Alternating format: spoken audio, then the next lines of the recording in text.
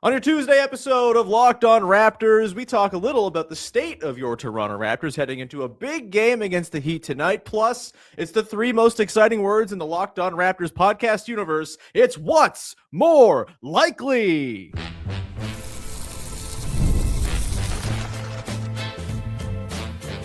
You are Locked On Raptors, your daily Toronto Raptors podcast, part of the Locked On Podcast Network.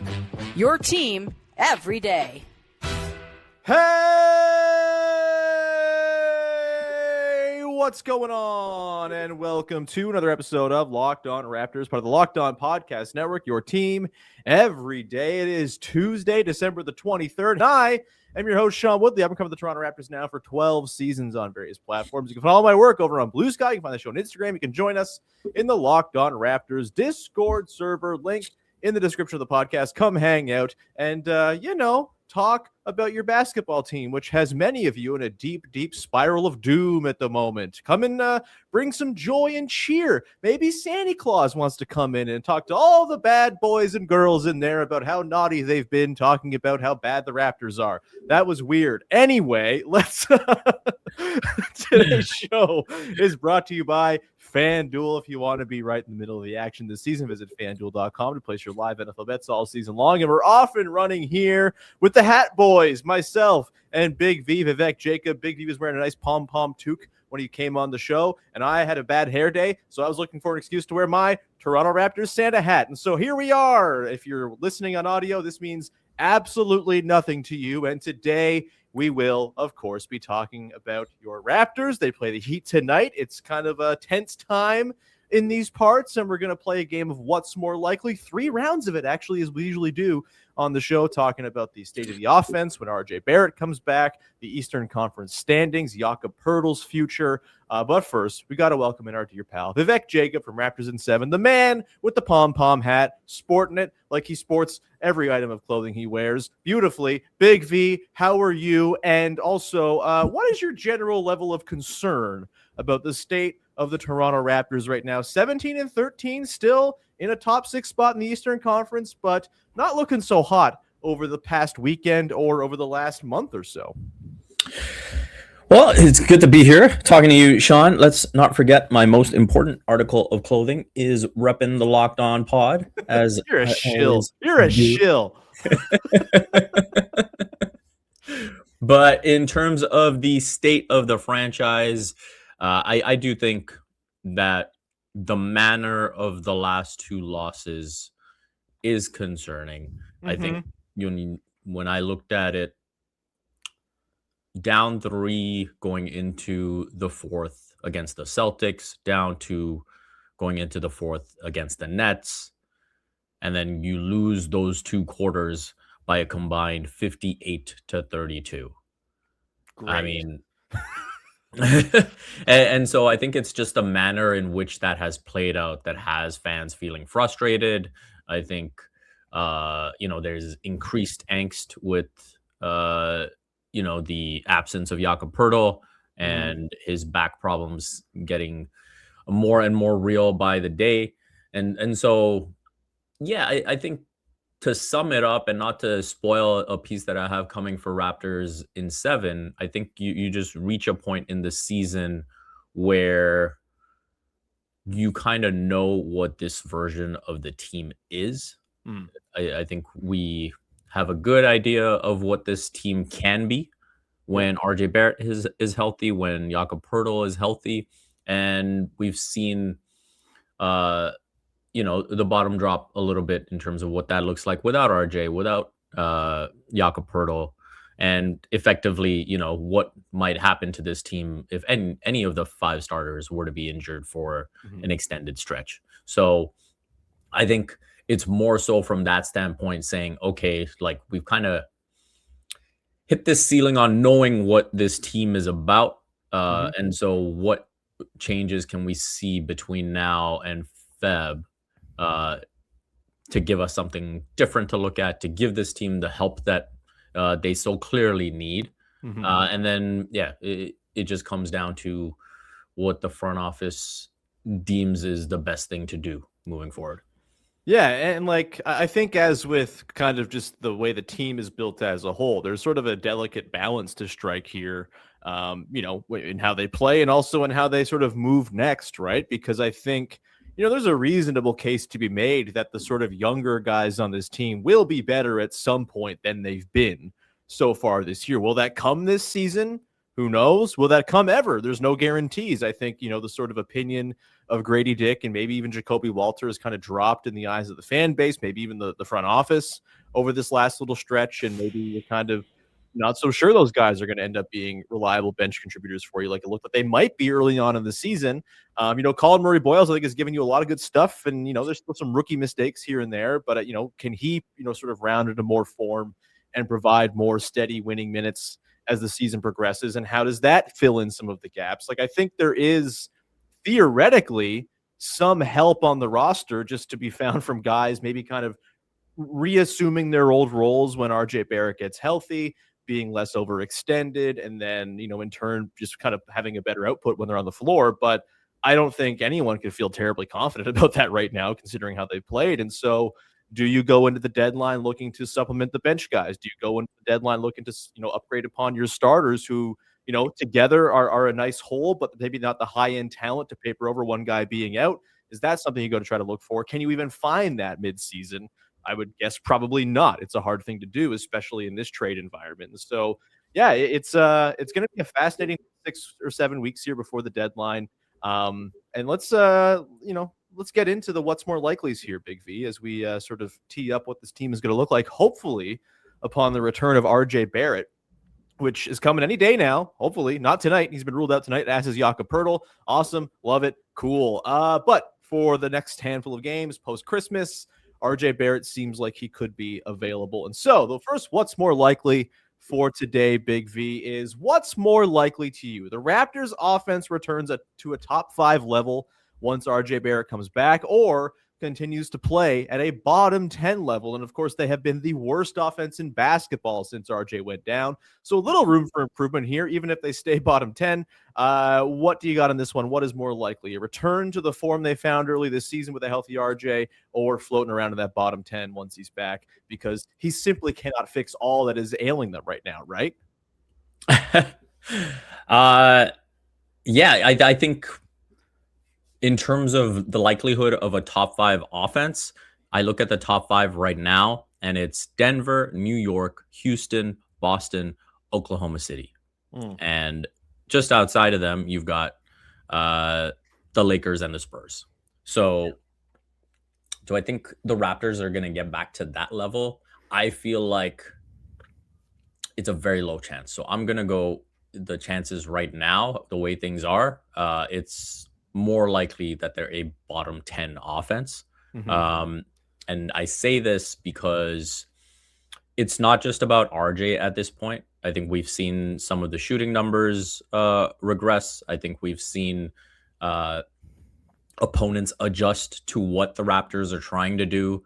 And, kind of the ease with which we saw Brandon Ingram get into open space, and then the Raptors work off of that, I think has been taken away a little bit. We've seen the Raptors sort of be befuddled by zone defenses. And so as good as RJ is, and as important as he has proven to be to this team, to go from what has been the worst offense in the last couple of weeks to a top 5 offense is asking a lot out of RJ. Yeah, it really is. Are we going to look back at the days where the Raptors were a top 5 offense like we look back at the 13 games where Andrea Bargnani looked like an all-star? I hope it's not that fleeting and extreme a drop-off. I would really be sad if that were the case. I do think, it's probably right that bottom 10 is more likely than getting back into the top 5.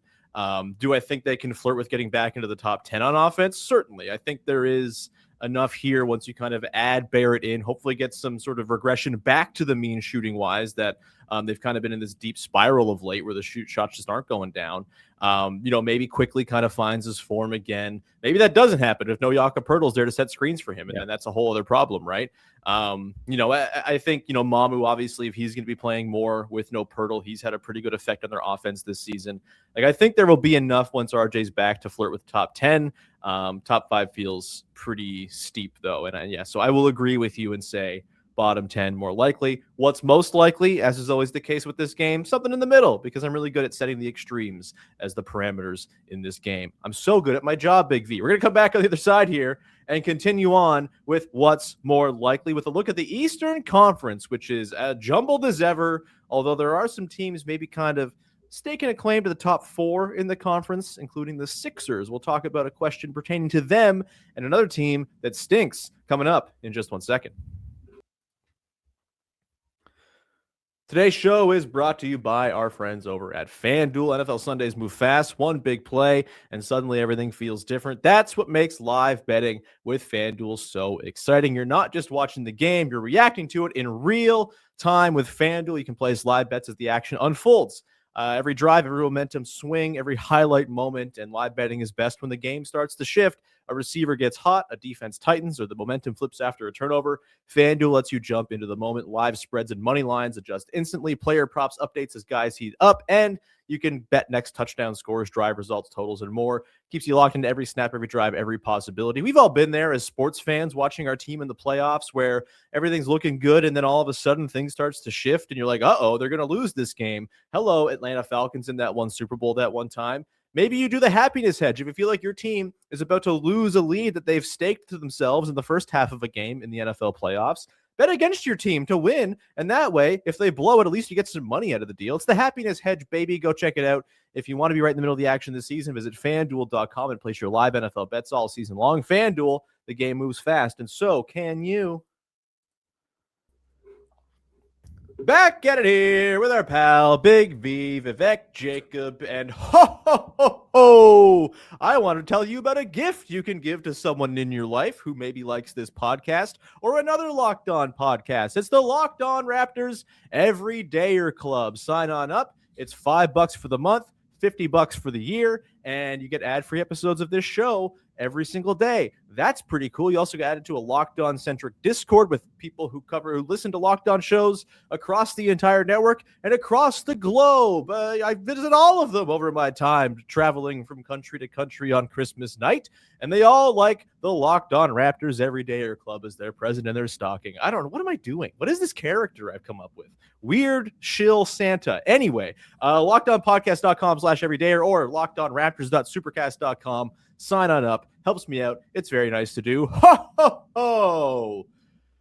All right, Big V. Let's get back to the talk about the basketball team.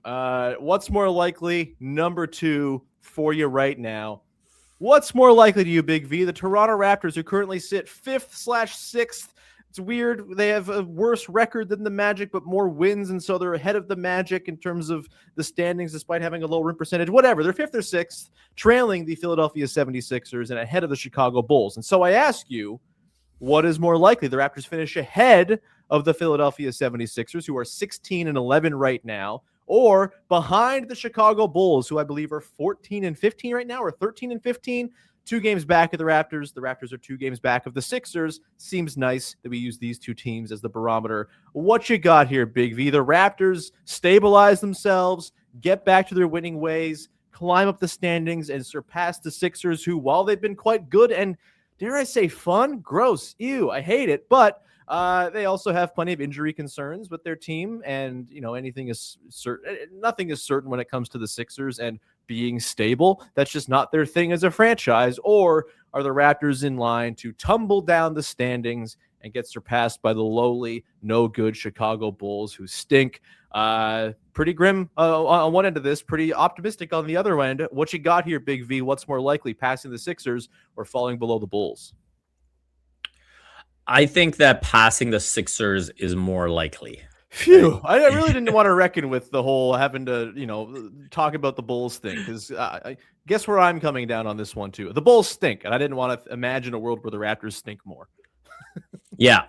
I mean, I will say, I think there's a decent chance that the Magic, when healthy, like rise up and maybe they're better than the Raptors, but I will take the Raptors over the Sixers.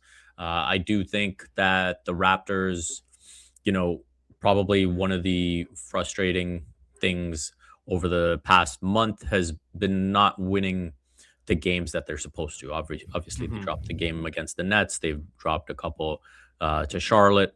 And so when you compare the Sixers and the Raptors, and kind of the difference at this stage, like they're a half game within each other, and the Sixers are 10-1 against sub 500 teams, and the Raptors are 10-5.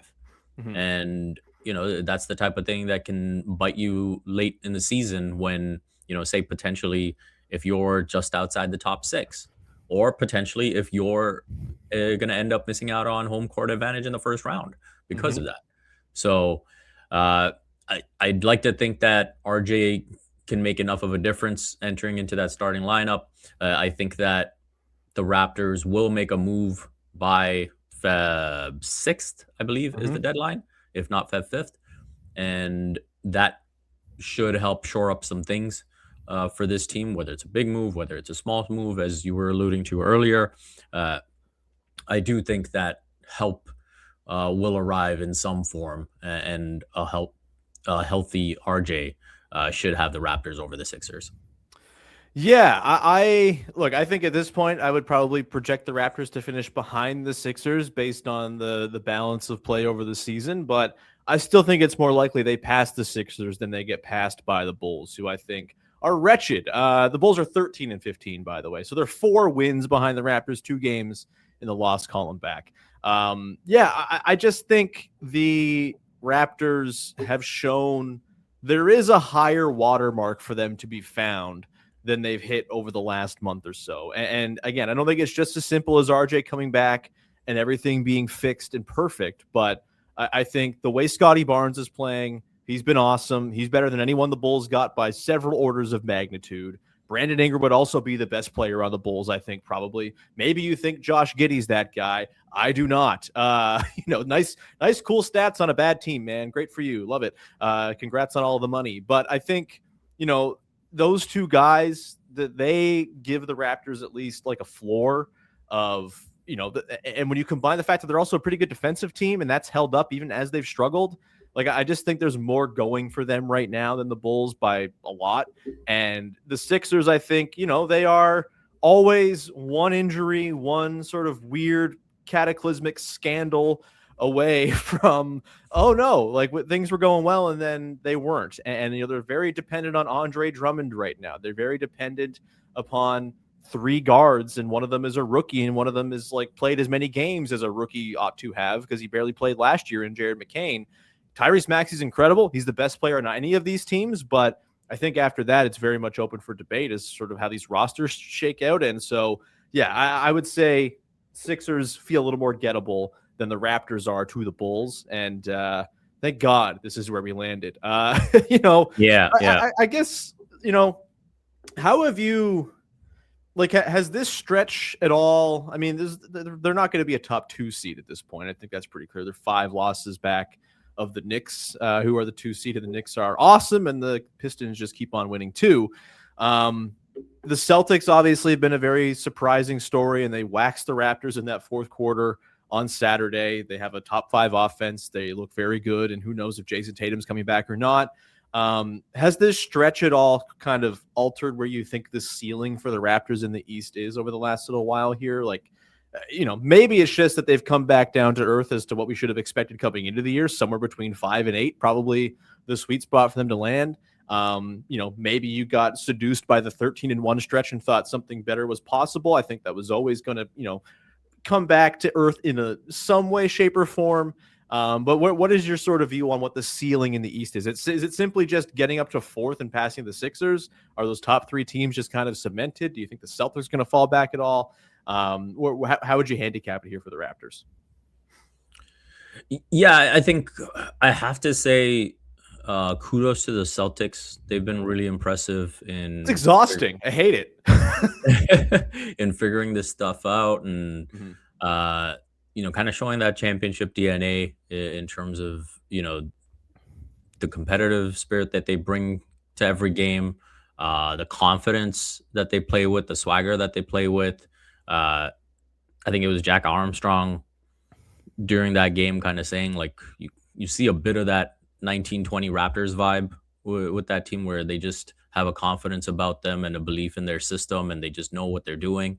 Um, and so is that going to be enough to hold them up for the 3 seed? I think I saw enough from the Raptors to believe that they could be that good. Like if the team is fully healthy, Yeah. could they compete with the Celtics in a best of 7? I'd like to think so. Um, and maybe it won't look as lopsided as it's kind of looked in the 2 games that they've played each other. Mhm. But beyond that, I do think the Raptors can be the 4th seed.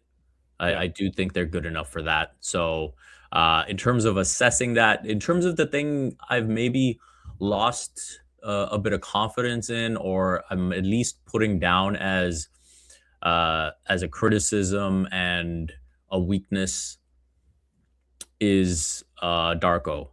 Mm. I do think that when I look at the offense drop off as much as it has without RJ, I do think he should have found more solutions than we've seen to this point.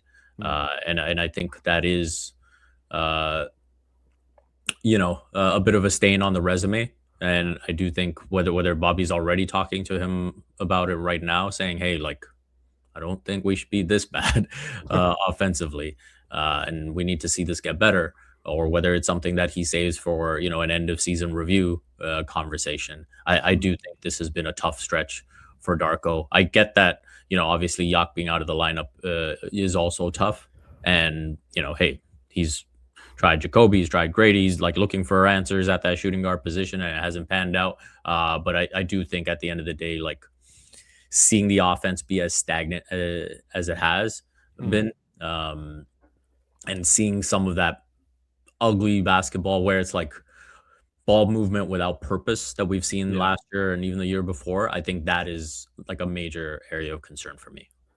Yeah, that's fair. I mean, I think to that I'm almost like what is he supposed to do with sort of this, like I've called it the triforce of nothingness. Like if Grady, Walter, and Ochai are going to provide nothing, and Jamison Battle is going to not hit threes when he comes in as the sort of break glass in case of emergency guy, and Emmanuel quickly is going to have these games where he just like cannot find an advantage to save his life.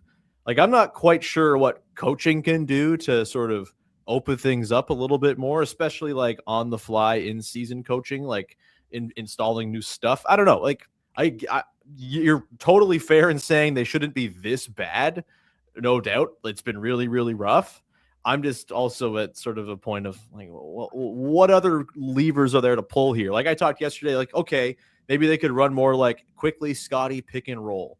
You do that 5 extra times a game. I don't think that's really saving the offense. Maybe it gets you a few extra points here and there, and maybe that's the difference between 30th and 23rd. But I don't know if there's like a grand save to be found here with the guys they're rolling out there without Barrett and Poeltl. And ultimately, I think that probably more comes back on the front office and the roster construction than anything else. Not to say that I'm out here calling for people's jobs or anything like that, because I don't really do that. But, that's, I think if you're looking for points of criticism, the sort of dependence upon second and third year guys to take a jump this year, and a rookie as well. Maybe I think more to blame for the offensive drop off than anything the coaching is doing or not doing. But I think it's a well taken point, and there's certainly some merit to it. We'll come back into the side here, Big V, and round it out with some talk about a guy who we've talked about a little bit here, not being available, Jakob Poeltl. That contract is not looking awesome at the moment. We're going to talk about whether the Raptors may, in fact, get off of it before the deadline. We'll do that coming up in just 1 second. Today's show is brought to you by Robinhood. Nobody knows your money goals better than you. Robinhood puts you in control of your money with tools that work as hard as you do. Lock in at every opening, beating your PR, beating it again, channel that drive into your money. Robinhood puts you in control of your money. Trade stocks, ETFs, options, futures, and crypto all in one platform. You can now build and execute your own trades from a desktop with Robinhood Legends advanced tools, or take advantage of the new Robinhood strategies with a tailored portfolio managed by a team of experts. You expect more from yourself, expect more from your money. Get started today at robinhood.com/yourmoney. Again, that's robinhood.com/yourmoney. Your money, your move. Back at it here with Big V, closing things out on our What's More Likely Tuesday edition of the podcast. And let's get to the final one here, Big V. Jakob Poeltl, topic of discussion of late among Toronto Raptors fans. If you haven't heard, he will not play tonight. He had imaging done yesterday. Still no clear sort of timeline as to when or if he'll be coming back. It's not ideal for a team that has put a lot of eggs in the Jakob Poeltl basket, including an extension this past summer that will make him a Toronto Raptor through 2030, albeit that last year is not fully guaranteed. And so 2029, I guess, is sort of the end point. But let's pose this question here, Big V. What's more likely? Jakob Poeltl plays the entirety of his contract with the Toronto Raptors and does so relatively copacetically. Yes, hurt right now, but maybe over time gets healthier, gets back to the Jakob Poeltl of old, or the Toronto Raptors find a way to move him before this year's trade deadline. I think it's far more likely. The most likely outcome here is at some point in the next couple of years he gets moved, but that's not what the game's about, baby. Will he ride out the contract with the Raptors, or will he be moved before the deadline? What you got in this very extreme what's more likely, Big V? Yeah, so I will say I think the odds of him riding out the entirety of the contract with the Raptors is now probably highly unlikely. So for that reason, I will go before the trade deadline. Just sure. Even though I think it's pretty unlikely that happens too, I think of the two, I'll go with that. And the reason I say that is because maybe there's a possibility of the Raptors making a big deal. Yeah. And if you are making a big deal and you are getting a tier 1 player into the mix, maybe in terms of the assets you're giving up, you give up enough where you say, hey, like, we're trying to offload this contract too, if you want this type of compensation. And you know, maybe there's teams that will say, okay, we'll do that, right? And their kind of timeline is 2030 anyway, right? So you got to pay someone, right? Yeah, exactly. Yeah. Right. You know, a potential Giannis trade, like they've already got 20 mil or whatever it is in dead money with Damian Lillard. I think it's around 22 million.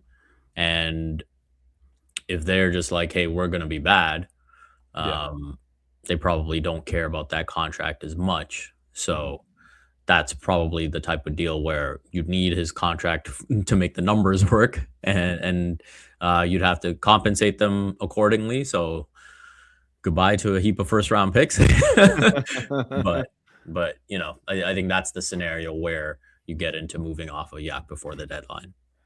Yeah, like I think, look, if I was to make like a bold prediction about the trade deadline, which, you know, inherently there's, you know, a really good chance it's not going to turn out right, but maybe there's a chance it comes through, it would be that they find a way to turn Jakob Poeltl's deal into an upgrade to the position, you know, obviously attached to a lot of other stuff to get that done, whether it's Ivica Zubac, whether it's, you know, any number of other potential big men out there, or maybe they go for a guard and kind of get a smaller big man in return in that sort of package, like the one I pitched over the weekend to Joe Wolfond and the bonus video you can check out on YouTube with the Hornets.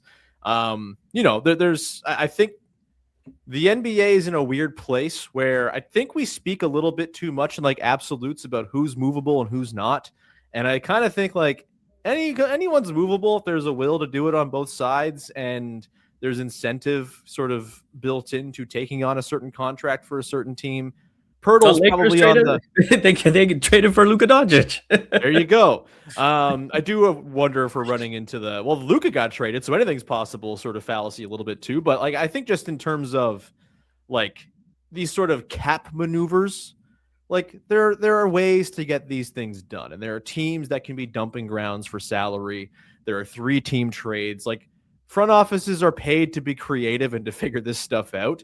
And I do think it's probably looking like the wise move if you're the Raptors to just like pay the piper and get off the Poeltl deal proactively before it potentially spirals into a thing that's, a further problem as you try to, compete throughout the Scotty Barnes max contract, which, like, I think it's being slept on. Scotty Barnes on this contract, the way he's played this season, such an incredible value that, like, you want to optimize having that guy on your roster making 25% of the max as best you can. And the sooner you can clear out some of these issues, the better, I think. Again, maybe the trade's not there in season. It's hard to do in season. I think they'll probably revisit it in the summer. This is the same front office that once dumped Damari Carroll's contract and turned him into CJ Miles somehow, right? Like, you can get creative with this. It's by no means a guarantee, but I will go the more likely route is they do get off of the deal by the deadline. Just because, I don't think there's any way he's still playing on the team through 2029, 2030 at this point. And like, there are people out there for sure who would just say, like, you can't give up more picks to get off this deal. You just got to live with it and sit in it and soak in the juices. But, like, I don't know, man. I think there is something to the idea of, okay, we know this cost is kind of sunk. This contract was a mistake. Let's just, like, pay to get out of it now, so we're kind of through the weeds a little bit sooner, as opposed to kind of prolonging it and waiting and waiting. And look, I'm also of the mind that I don't think Jakob Poeltl's just, like, done as an NBA player, by the way. Like, it sucks he's hurt right now, and maybe he misses the entire season because of this back thing. Guys get healthy, guys get surgery, guys come back. Like, Brook Lopez had back trouble when he was 35 or whatever and has still had a long and fruitful career. Like, it can happen. But I just think, like, looking down the road at this contract and sort of the way Poeltl is good, but maybe isn't kind of really helping you kind of tap into a higher ceiling the way that maybe a sort of different guy in that position could. I don't know. Like, I think it's worth examining whether you would give up picks to just get off the deal outright. It's, but I also understand the side that says, no, like, they need the picks because, like, this is a team that, in theory, is pretty good at drafting, although the recent record not looking so hot either. So, yeah. I mean, I will say, like, the most likely scenario is they maintain faith in Yak for at least one more season. Yeah, and I would saying, agree. hey, let's get him help now, and then let's see what that looks like. Yeah, and how no, is totally fair with that. And so, yeah. For me, the most likely scenario is they use Ochai's contract plus filler if they have to in terms of the numbers to get one of Nick Richards, Day'Ron Sharp, Kevon Looney, or maybe Brook Lopez. Right. Yeah, I mean, that seems like the middle road that I assume they're going to operate with. And I think, there is this sort of, it feels like there's urgency a lot of the time with this type of trade stuff where it's like, they got to optimize the ceiling now. And like I've said it before, I don't think they have to optimize the ceiling of this roster like right now for this season. That was never what this season was about. The season was about figuring out what you got and figure out what you need to do to get to your ceiling at some point. I think we've learned some stuff about that for sure. And, that's now where they're going to kind of devote their efforts, I'm sure. But yeah, it's an interesting conundrum they've put themselves in with this Poeltl contract. Gotta say, it's and I'll cop to it. At the time, I said, yeah, it makes sense. Lock in good player on money that you can maybe move later. But maybe if back no good, you can't move player later, and so that becomes a different calculus. But we will leave it there for now. Big V, anything you want to promote for the good people out there as we wrap this thing up? Usual stuff over at Raptors in 7 sportscasting. Raptors in 7 after the Heat game. I will be doing kind of a state of the Raptors going into the holiday break. And so you can be sure to check that out and make sure you hit that subscribe button. It's free. Do it. It's free. Do the thing. Go subscribe to Big V's Fine Wares over at Raptors in 7. Follow, subscribe, rate, review, tell a friend, all that good stuff. So always appreciate when you support the show, whoever it is you support the show. YouTube, podcast apps. You just click on the stuff they ask you to click to support the shows. It's very nice to me. Helps me out, strokes my ego, etc., etc. Also, what will stroke my ego and help me out is if you subscribe to the Locked On Raptors Every Dayer Club, $5 a month, $50 for the year. You can also gift a subscription to somebody if you'd like. It's a very nice thing to do, and it helps the show. And also gets you ad-free episodes of the podcast, which is a cool thing, among some other perks. So go to the link in the description of, there to go to the landing page to get set up with that. And we will leave it there. Thank you so much for hanging out. We'll talk to you on Wednesday as we will talk about Raptors Heat tonight. Hopefully that's not a disaster show. And in the meantime, thanks for hanging. Bye-bye. Oh, my God. What? I need to figure out my geometry.